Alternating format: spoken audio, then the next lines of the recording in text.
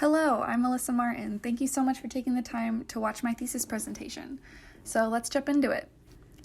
So a problem I found that really interested me was the connection of creativity and STEM majors. I found this problem when talking to my friend who is an engineering major, and he was ranting about how poorly they taught the design process and creativity in general. It was really interesting to me, especially since it's his senior year and he's just now being taught all of this. Then looking back into my entrepreneurship experiences, I never really run into STEM majors. It's very rare that I run into an engineer or a med student, so I think that there is a big gap on how STEM students are being taught creativity. So this poses my research question: how can college STEM majors better adopt the creative problem-solving process in a way that can impact their work? And I am targeting STEM majors at Miami University specifically. What I used to create my questions in my survey is this case study. It shows a group of students that were posed with a challenge to use their STEM knowledge to find a creative solution for a problem they were given. This study outlined how when they were told to be creative, their creativity grows. So going forward with my research, I used a survey and empathetic interviews. In my survey, I asked questions about the design process and whether or not STEM students thought of themselves as creative. I found that over half weren't taught or were kind of taught a design process, but a solid 70% actually understood the design process. And then going into creativity, 93% of them said that creativity was applicable to their work, which is great. It leaves a lot of room for solutions, but only 58.1% described themselves as creative. So I used the survey results to shape my interview questions and asked myself, if they think that creativity is applicable to their work, why aren't they being creative? I interviewed the professor of creativity and entrepreneurship, Jim Friedman, at Miami. His whole goal is creativity integration in schools, and then I also interviewed students and professors of the STEM programs here at Miami. Friedman explained that the lack of creativity in STEM can be tracked back down to grade school, when they weren't taught how to deal with ambiguity. They were only taught to get the right answer. This was also reflected in my student interviews. When I interviewed the students, they were saying that they find themselves creative, but they weren't put into situations or given projects where their creativity is measured or graded. One of them said that she was the only one who pulled out sticky notes when asked to brainstorm a solution. They are only graded on finding the answer, not creativity. Therefore, they do not use creativity techniques. I then decided to talk to STEM professors to get a look at how they prioritize creativity specifically. A lot of them really had great things to say and were very pro-creativity, but they did admit that it was undertaught.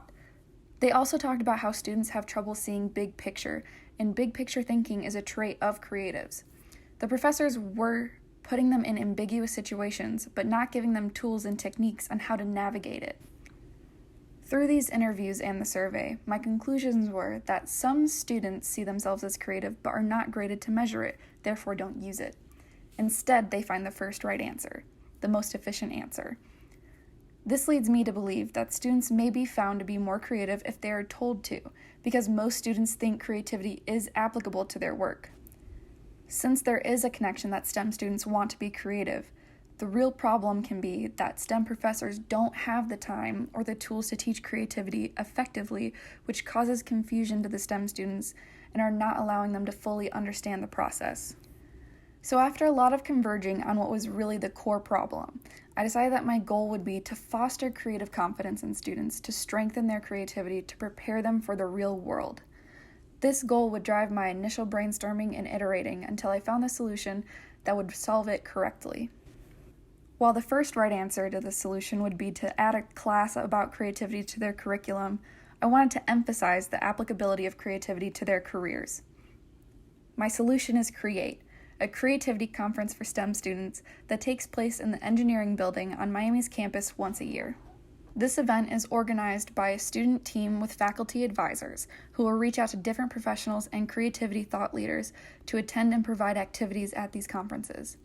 STEM students have to go to a certain number of seminars or workshops for a course credit, but they are free to go to everything. After applying for the conference online, a student would enter the building and be handed a box. This box is full of all the necessary tools to help them with their workshops. There's a notebook, sticky notes, and Sharpies. It will also include a few branded items like stickers.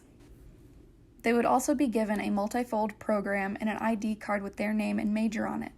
This is for professionals so that they can communicate more effectively during the workshops and when they are networking. A student would then attend their first seminars and workshops. They would be pushed out of their comfort zone and challenged with new techniques and abilities to handle ambiguous situations, as well as different ways to solve problems in the professional world. A workshop like Dealing with Ambiguity would be run by a creative thought leader, and it would have a quick overview of a tool, such as the 6 hats. Then the student would be put on a team to solve a challenge with the tool that they learn.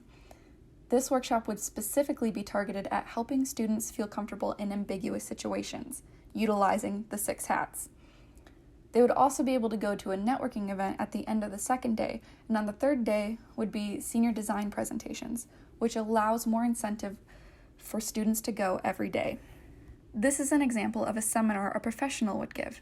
The student would just sit in the audience to take notes during these seminars, but they would be able to ask questions. These types of events would primarily be philosophical or professional development skills that they can practice later outside of the conference.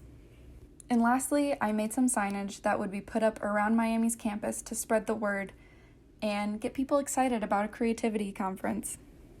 From my interviews with STEM majors, I found that they want to be creative. They just don't have the ability to do so. These workshops and seminars are a way for students to learn in a risk-free environment to test their new skills and later apply them to their work and career, while also finding what works best for them. This conference will be different every year because creativity is constantly changing in the educational and professional world. STEM majors would benefit from going each year of their college career and hopefully find a job because of it. Thank you so much for listening, and I can't wait for our conversation next week.